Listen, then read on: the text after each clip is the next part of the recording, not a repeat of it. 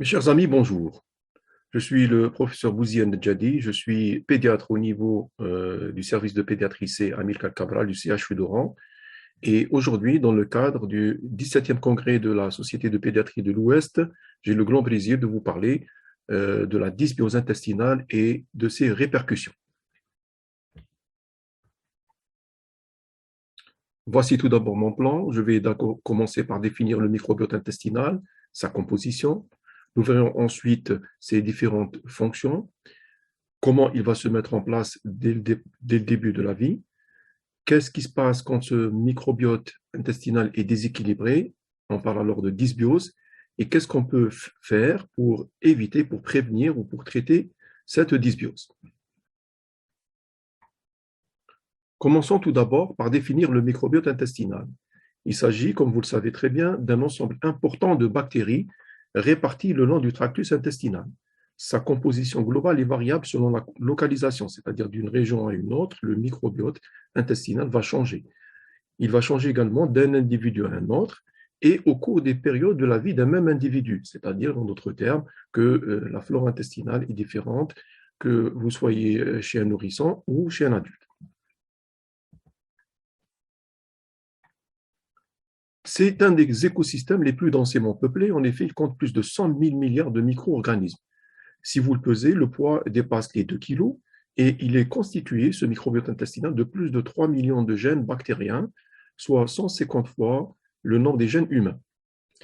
Et cette interaction entre l'hôte, en l'occurrence l'être humain, et le microbiote intestinal se fait sur une surface de 30 à 40 mètres carrés. Donc, c'est une superficie qui est très importante et elle équivaut à plus de 20 fois la surface de la peau. Donc, vous imaginez le volume des échanges qui peuvent survenir. Sa composition est unique pour chaque individu. Il s'agit d'une véritable empreinte digitale. Et cette composition est influencée, nous l'avons dit, par la génétique, par l'âge, par le style de vie, ainsi que l'exposition ou non aux microbes de l'environnement. En d'autres termes, si vous vivez dans une ambiance hygiénique, aseptisée, vous n'aurez pas le même microbiote intestinal. Par exemple, si vous viviez en pleine nature ou bien en exposé aux différents microbes. Alors, le microbiote intestinal est composé dans une très large majorité de bactéries anaérobies, c'est-à-dire qui vivent en dehors de l'air, en dehors de l'oxygène. Et il existe un gradient oro-anal pour la concentration donc, des bactéries du microbiote intestinal. En effet, plus vous descendez bas dans le tube digestif, c'est-à-dire dans le côlon, plus vous allez avoir une densité microbienne importante. Et ceci en rapport avec la baisse de l'oxygène, comme vous voyez ici, ainsi que la diminution des nutriments simples au profit des nutriments complexes, c'est-à-dire essentiellement des fibres qui ne vont pas être digérées par l'homme, mais qui vont servir de substrat énergétique au microbiote intestinal.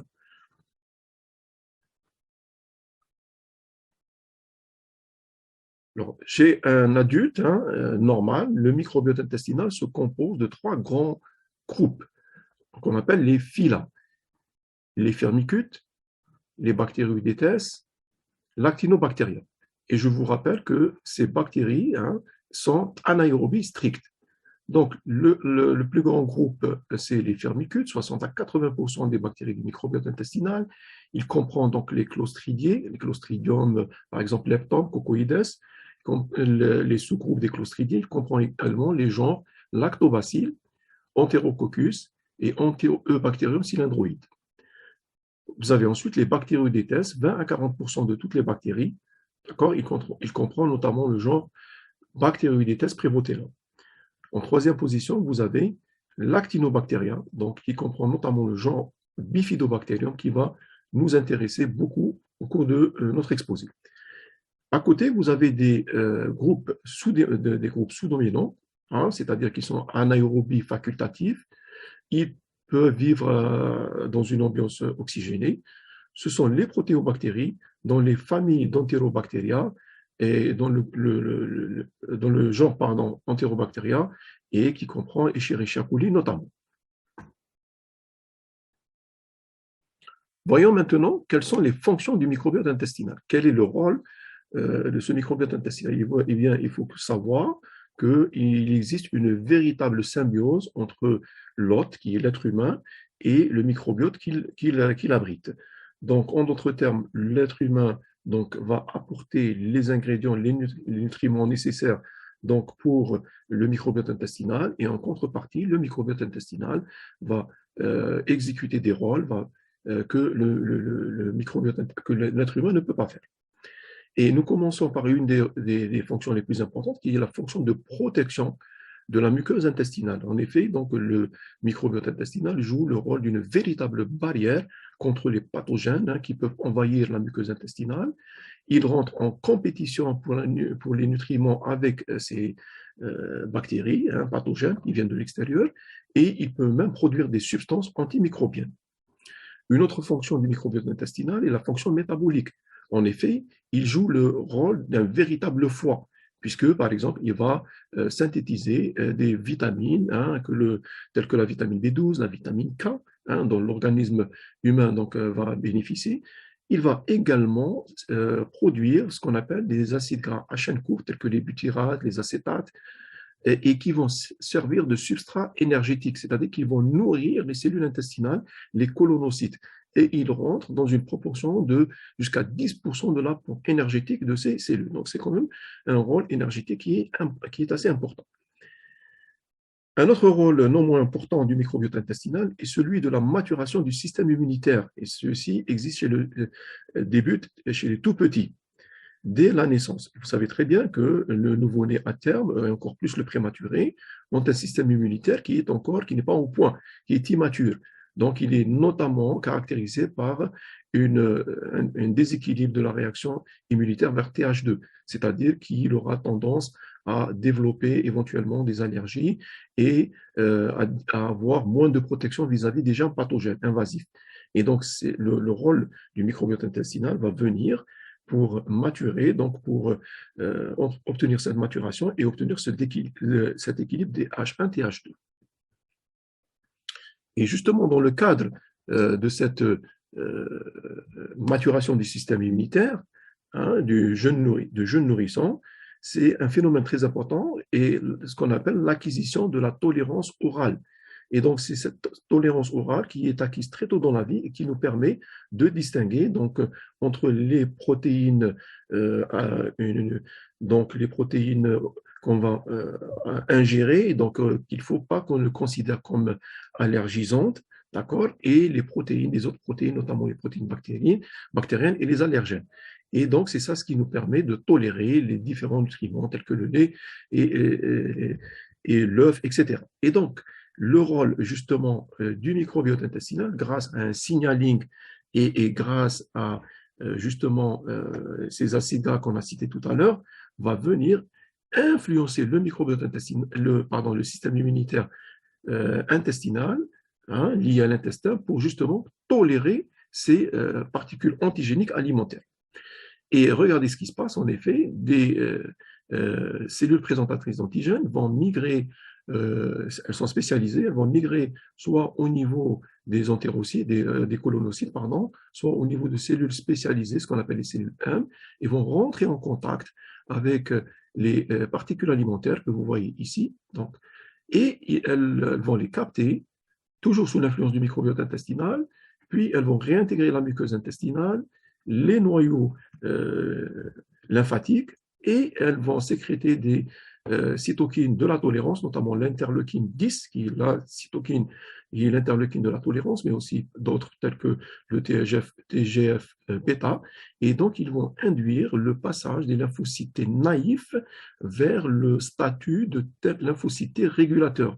C'est-à-dire que ces lymphocytes T régulateurs, ils vont empêcher l'apparition de lymphocytes cytotoxiques, c'est-à-dire ils vont équilibrer la balance lymphocytaire vers le sens TH1. En d'autres termes, ils vont faire en sorte que les lymphocytes, et donc le système immunitaire va tolérer ces particules alimentaires donc, et éviter l'apparition de réactions allergiques intempestives. Et donc, si on résume, grâce à l'allaitement maternel notamment, qui joue le rôle d'un véritable chef d'orchestre, vous avez, et grâce notamment par l'intermédiaire de ces composés bioactifs dont on va parler tout à l'heure, grâce donc à l'allaitement maternel, le microbiote intestinal va se développer, va s'établir très tôt dans la vie, d'accord? Il va concourir, hein, au développement intestinal et à la maturation du système immunitaire. Enfin, un autre rôle joué par le microbiote intestinal est son influence sur le système nerveux central, sur le cerveau, et ceci par l'intermédiaire de l'axe intestin-cerveau. En effet, l'intestin, vous le savez très bien, communique avec le cerveau par l'intermédiaire d'afférences nerveuses, mais aussi de cytokines qui peuvent aller de l'intestin par la circulation, notamment au niveau du cerveau. Et grâce justement à cet axe-là, le microbiote intestinal va pouvoir influencer le fonctionnement du cerveau, notamment le fonctionnement cognitif, mais aussi des phénomènes tels que l'humeur, tels que l'anxiété, tels que le stress. Nous allons voir maintenant quels sont les facteurs qui influencent la composition du microbiote intestinal, et ceci très tôt dans la vie. En effet, la période précoce, ce qu'on appelle les 1000 premiers jours de la vie, est une période cruciale, c'est une fenêtre d'opportunité. C'est-à-dire, c'est pendant cette période-là que le microbiote intestinal va se constituer, et donc les événements, donc les facteurs qui vont influencer son développement sont très importants, c'est fondamental. Ces facteurs-là commencent déjà pendant la grossesse, par l'état de santé de la mère, donc hein, par le terme, hein, le nouveau-né né à terme ou prématuré, donc ça va influencer le microbiote intestinal. Vous avez aussi le type d'accouchement, est-ce que c'est un accouchement normal, par voie basse, ou bien un accouchement par césarienne. Après, vous allez avoir les facteurs nutritionnels qui sont très importants, et notamment l'allaitement maternel.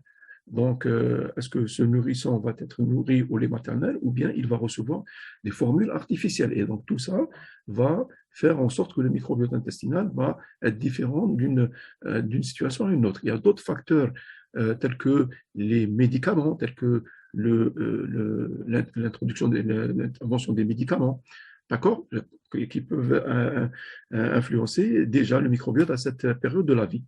Et par la suite, vous allez avoir la diversification alimentaire qui va survenir. Donc, c'est-à-dire que cet enfant-là, après le sevrage, va commencer à manger, à avoir des aliments solides. Et là aussi, ça va influencer le développement du microbiote intestinal. Et donc, pour un petit peu vous schématiser cette évolution, si vous voyez donc déjà en période intrafœtale, l'intestin du fœtus est théoriquement stérile, c'est-à-dire qu'il ne contient pas de gènes.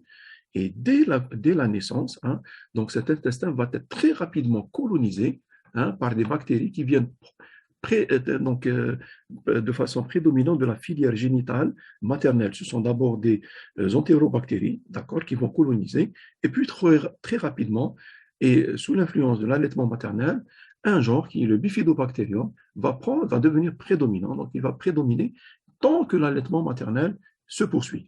Et ceci sous l'influence des composés bioactifs du lait maternel.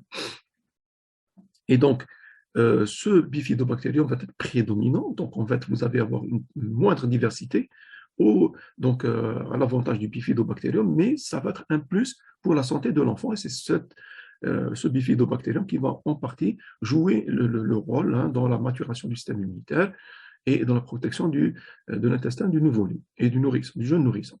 Et puis, par la suite, lorsque l'enfant va être sevré, c'est-à-dire il ne va plus recevoir de lait maternel, il va commencer à avoir une alimentation de type solide, ce bifidobactérium va régresser, et à l'avantage d'autres espèces bactériennes qui vont arriver, hein,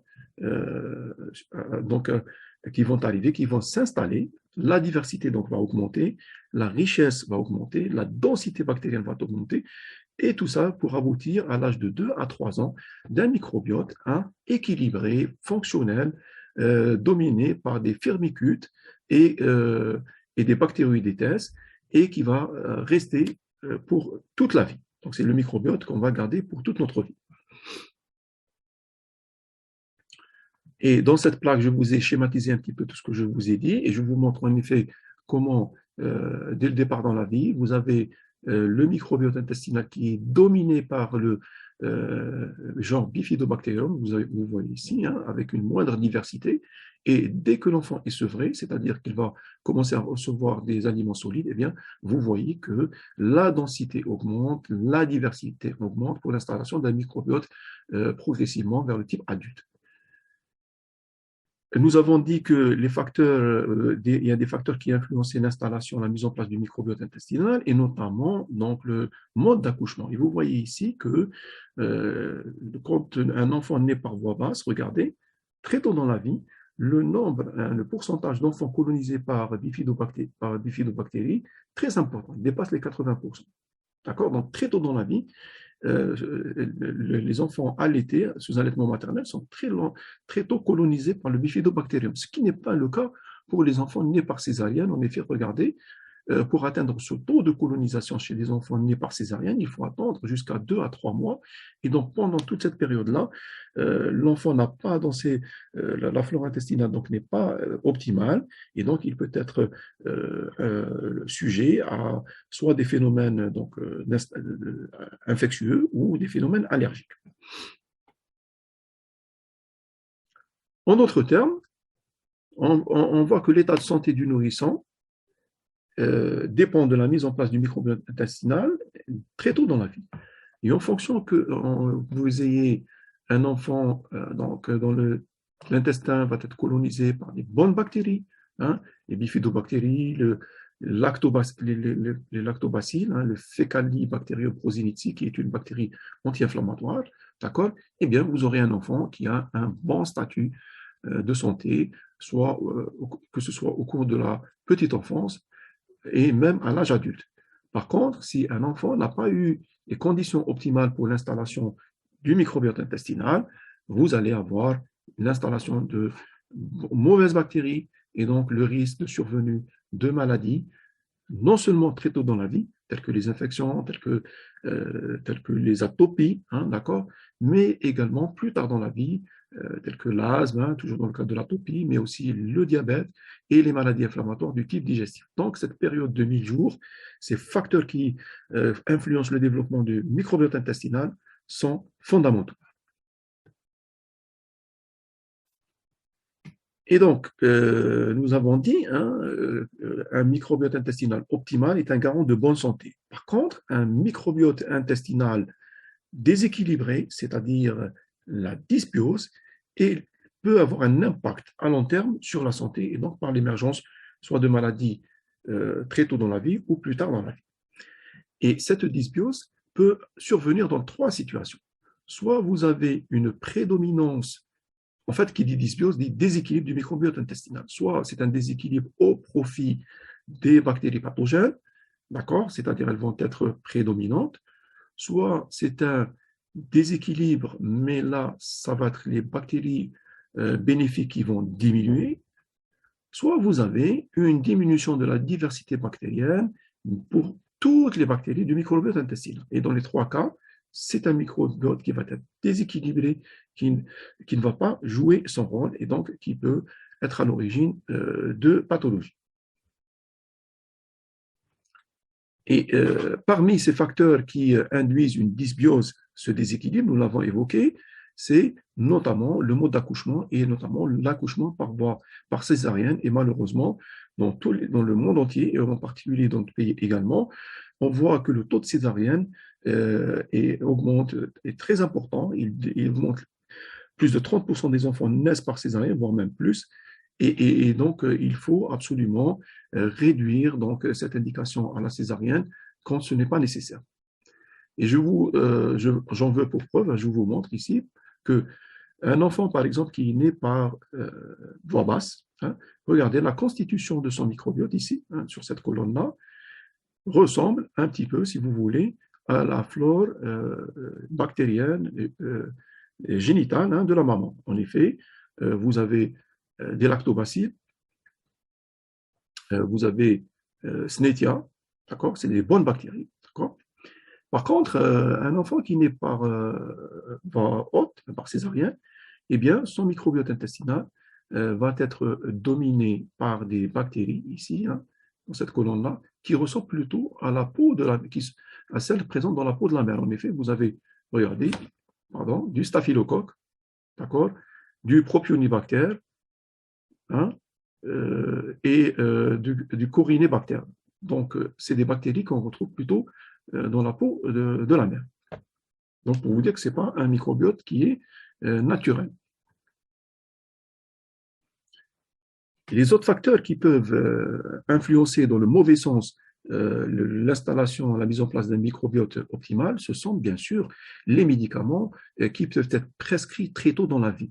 Et j'en citerai deux essentiellement, ce sont les antibiotiques, mais aussi les IPP, les inhibiteurs de la pompe à proton, qu'on utilise très fréquemment dans la période précoce de la vie parce que l'enfant régurgite et il régurgite d'une façon tout à fait physiologique et on prend ça pour un reflux pathologique et on donne des IPP pour bloquer l'acidité. Or, non seulement ça ne sert à rien, mais ça peut être délétère.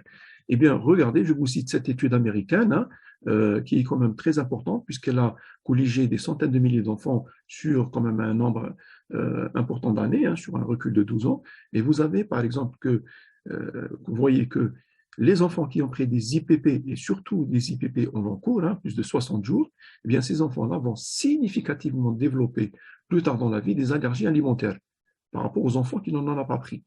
La même chose pour les antibiotiques, les enfants qui ont pris des antibiotiques très tôt dans la vie, et surtout d'une manière c'est-à-dire plus prolongée, eh bien, vont développer significativement plus d'allergies alimentaires que les enfants qui n'en ont pas pris ou qui ont pris sur une période plus courte. Donc, il est très important de diminuer, d'éviter le recours à ces médicaments-là pour préserver donc la santé de ce microbiote intestinal et donc la santé de cet enfant et de ce futur adulte. Donc, si on récapitule, si vous voulez avoir un enfant qui a un microbiote intestinal optimal, bien équilibré, qui vit en synthèse avec l'organisme, eh bien, il faut garantir les bons facteurs de développement de ce microbiote intestinal. Donc, une alimentation saine, un bon état de santé de la maman, un accouchement par voie basse quand c'est possible, d'accord, et à terme, bien sûr, il faut absolument allaiter cet enfant-là sous allaitement maternel. Il faut qu'il soit sous allaitement maternel et le diversifier d'une manière saine. Par contre, il faut éviter les maladies chez la mère et la femme enceinte, l'accouchement par césarienne, la prématurité, l'utilisation quand l'enfant ne peut pas être allaité de formules qui ne contiennent pas de pré ou de prébiotiques, et surtout, il faut éviter les antibiotiques, l'alimentation, donc le recours aux antibiotiques quand ce n'est pas justifié, bien sûr. Et donc, j'aime bien présenter cette plaque à chaque fois qui vous montre un jeune nourrisson paisiblement endormi dans une grange entouré par des animaux, dans une ferme, et par du foin avec sa maman qui le regarde. Et vous pouvez être sûr que cet enfant-là a un microbiote intestinal qui est optimal et qu'il ne va probablement pas présenter d'allergie au cours de sa vie. Donc, nous allons voir maintenant quels sont les moyens qui peuvent être à notre disposition pour justement prévenir ou traiter donc cette dysbiose intestinale et essentiellement les moyens nutritionnels. Ce sont les moyens par lesquels qu'on peut agir.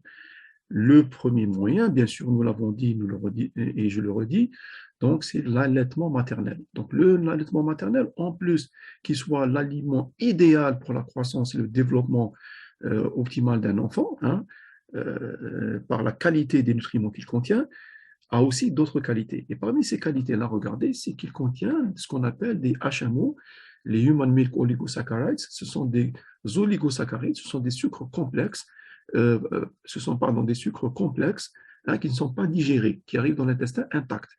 Et regardez, ils sont tellement importants qu'ils occupent la 3e place après le lactose, après le sucre, après le gras. Ils viennent en 3e place. Ils comprennent 5 à 15 grammes par litre de lait et bien avant les protéines. Donc, pour vous dire l'importance qu'ils ont. Et ce que vous remarquez, ce qui est différent par rapport au lait de vache, c'est que le lait de vache ne contient pratiquement pas d'HMO et encore moins le lait artificiel hein, qui ne contient pratiquement pas de HMO. Donc, si vous voulez avoir une différence fondamentale entre le lait maternel et le lait artificiel, c'est déjà l'absence d'HMO, pratiquement la quasi-absence d'HMO dans le lait de vache. Et si vous remarquez, vous voyez représenter ici la structure de ces différents HMO, vous voyez que leur structure est différente, hein, que leur volume et leurs formes sont différents, et bien tout simplement, ça correspond, la différence de structure correspond à la différence de fonction. Donc, chaque HMO a une fonction différente. Jusqu'à présent, on compte plus de 200 HMO qui ont été identifiés, mais seulement un bloc à peu près d'une quinzaine constitue la majorité, donc, qui constitue à peu près 80% de l'ensemble des HMO. Et pas, donc, tel que par exemple le 2FN, tel que le LNNT, hein, le lacto-N-néotétrarose, et les sialylactoses.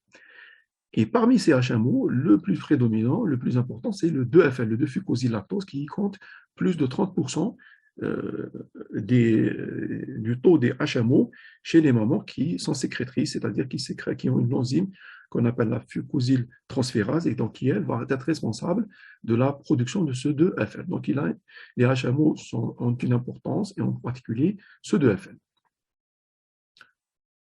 Nous avons vu le lait maternel, mais malheureusement, toutes les mamans ne peuvent pas allaiter pour une raison ou pour une autre, et tous les enfants ne peuvent pas recevoir un allaitement maternel.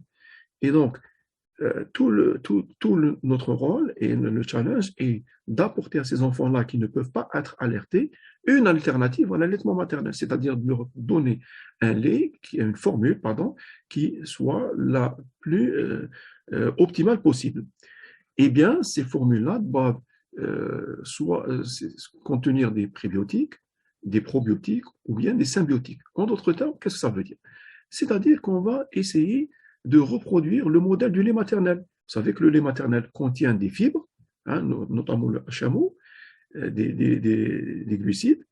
Il contient des bactéries. Oui, le lait maternel contient des bactéries.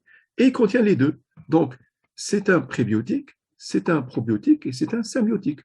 Les prébiotiques, qu'est-ce que ça veut dire? Ce sont des composés bioactifs qui ne sont pas digérés qui passent intact dans le tube digestif et qui vont être utilisés par le microbiote intestinal, qui vont nourrir le microbiote intestinal, notamment les bifidobactéries. C'est ce qu'on appelle les prébiotiques.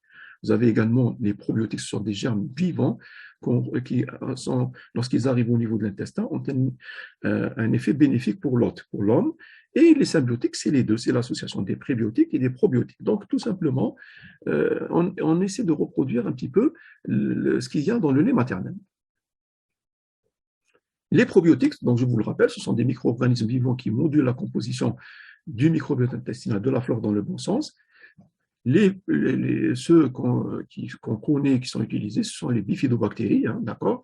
Les lactobactéries, il y a plusieurs genres, il y a plusieurs espèces, pardon, d'accord. Ils ont été mis dans des formules et des preuves, et ils apportent beaucoup de preuves, donc, ont été rapportées, donc, parce qu'ils sont le microbiote intestinal, hein, des enfants nourris par des formules avec des probiotiques, hein, contiennent donc ces germes qui produisent de l'acide lactique, hein. C'est le gage d'un bon microbiote intestinal, des selles qui sont normales. Ces probiotiques vont modifier la couche du mucus, hein. Ils vont inhiber l'adhésion de bactéries pathogènes, donc ils ont un rôle protecteur. Ils vont renforcer également l'intégrité de la barrière intestinale, d'accord, comme on avait dit tout à l'heure. Et ils ont aussi un rôle immunorégulateur puisqu'ils vont donc produire donc des IgA. Donc, ils vont concourir donc à la protection de la muqueuse intestinale, notamment contre les toxines et contre les germes pathogènes. Nous avons parlé des probiotiques, nous allons maintenant parler des prébiotiques qu'on peut ajouter dans les formules utilisées pour nourrir cet enfant. Parmi les prébiotiques qui ont été utilisés, hein, les plus utilisés, qui sont les plus connus, ce sont les galacto-oligosaccharides, les GOS, et les fructo-oligosaccharides. Ce sont des prébiotiques, c'est-à-dire qu'ils vont nourrir le microbiote intestinal, c'est-à-dire que ce sont des sucres qui ne vont pas être digérés par l'être humain, mais qui vont nourrir le microbiote intestinal, et notamment le bifidobactère.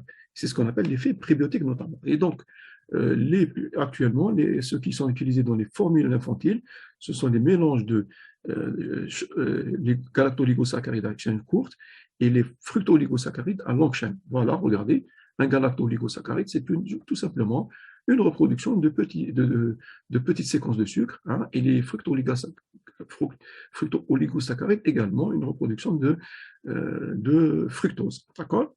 Et ils vont aller au niveau de l'intestin, ils vont tapisser la muqueuse intestinale et ils vont nourrir ce microbiote intestinal. Et donc apporter des effets bénéfiques pour l'intestin du nourrisson. Et les avantages ont été, que ce soit biologiques et cliniques, ont été bien démontrés, notamment donc, par la stimulation de la colonisation intestinale saine et diversifiée dominée par des bactéries, des bifidobactéries. Donc, ils ont un effet prébiotique qui a été démontré. Et les selles des enfants nourris par des formules contenant des GOS-FOS sont des selles riches en acides gras à chaîne courte et acides. Donc, ce sont des selles d'un enfant en bonne santé, d'accord? Et d'un point de vue clinique, les preuves ont été apportées puisque ces GOS-FOS, ces formules, font qu'il y a une réduction des infections gastro-intestinales et une réduction des infections des voies respiratoires, un moindre recours aux antibiotiques chez ces enfants-là qui sont nourris aux fausses GOS, et donc, très probablement, par l'intermédiaire de la modulation du microbiote intestinal. Mais ces dernières années, la plus grande percée pour la nutrition infantile a été représentée par la mise au point des HMO maternels, c'est-à-dire qu'il est devenu techniquement possible de les mettre au point et de les ajouter dans des formules, et notamment le 2FL, de fucosyl-lactose, et le LLNT. Donc, ce sont les HMO qui ont été ajoutés au niveau des formules infantiles, et donc grâce au progrès de la biotechnologie. Et ces HMO qu'on retrouve dans ces formules-là et qui sont déjà commercialisés et utilisés, donc ont exactement la même structure que celle du lait maternel. Donc, c'est une avancée très importante dans la nutrition infantile. Et il y a beaucoup de preuves qui ont montré non seulement leur safety, c'est-à-dire qu'elles sont bien tolérées et qu'elles entraînent une croissance optimale du nourrisson, mais également et les preuves de leur utilité, de leur bénéfice a été démontrée, notamment dans cette étude multicentrique européenne, qui avait comparé deux groupes d'enfants, un groupe nourri par une formule standard, en comparaison avec un groupe qui a été nourri par une formule qui contient des HMO, le 2FL et le LLNT, pendant les 6 premiers mois de la vie. Et regardez ce qui a été constaté. Dans le groupe test, c'est-à-dire les enfants qui étaient nourris au HMO, il a été constaté une diminution des bronchites au cours de toute la première année de la vie, d'accord? Une réduction de 70% du risque de bronchite, une réduction du risque d'infection respiratoire basse de plus de la moitié au cours de la première année de la vie, d'accord? Une diminution du risque du recours aux antibiotiques de plus de la moitié des cas, regardez chez les enfants nourris par les HMO, et une diminution du recours là aussi aux antipyrétiques, c'est-à-dire qu'il y a certainement moins d'infections au cours des premiers mois, une diminution significative au cours des 4 premiers mois de la vie. Donc, d'un point de vue clinique, il a été bien démontré que ces HMO apporté un bénéfice en matière de prévention d'infection chez les nourrissons. Et je vous l'avais dit, cet effet clinique est modulé par le microbiote intestinal, et justement, au cours de cette même étude, l'étude du microbiote intestinal, donc en comparaison là également du microbiote intestinal des nourrissons nourris au lait maternel, a montré la santé de ce microbiote intestinal. Et regardez, si vous voyez par exemple le comptage de bactéries bénéfiques, en l'occurrence les bifidobactéries, chez les enfants qui étaient nourris par les HMO, par la formule test, vous voyez qu'il était élevé et qui était dans la même proportion que le lait maternel. Et en tout cas, qui était plus élevé que le comptage de bifidobactéries chez les enfants nourris par des formules standards. En l'occurrence, ces enfants qui avaient reçu des HMO avaient dans leur flore intestinale plus de bactéries bénéfiques et en d'autres termes, plus de bifidobactéries. À l'inverse, les enfants qui avaient été nourris par des HMO avaient significativement moins de bactéries pathogènes, telles que Escherichia coli, telles que Streptococcus, et de façon similaire à l'allaitement aux enfants nourris sous les maternelles, alors que les enfants qui avaient été sous formule standard, sans HMO, avaient une quantité plus importante de bactéries éventuellement pathogènes dans leur selles.